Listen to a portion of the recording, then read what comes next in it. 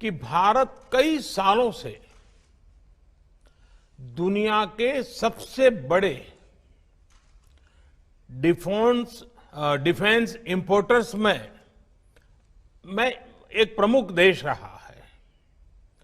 जब भारत आजाद हुआ था उस समय रक्षा उत्पादन के लिए भारत में बहुत सामर्थ्य था।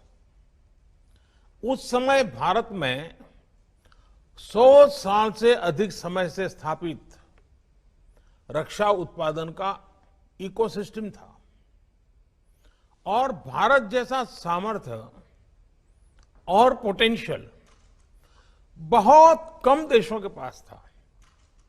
लेकिन भारत का दुर्भाग्य रहा कि दशकों तक इस विषय पर उतना ध्यान नहीं दिया गया जितना देना चाहिए था।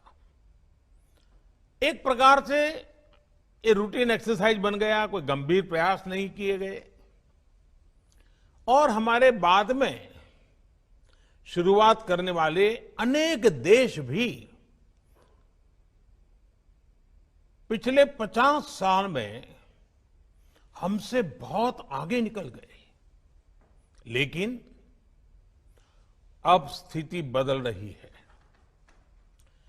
पिछले कुछ वर्षों में आपने अनुभव किया होगा कि हमारा प्रयास इस सेक्टर से जुड़ी सभी बेड़ियां तोड़ने का एक निरंतर प्रयास है।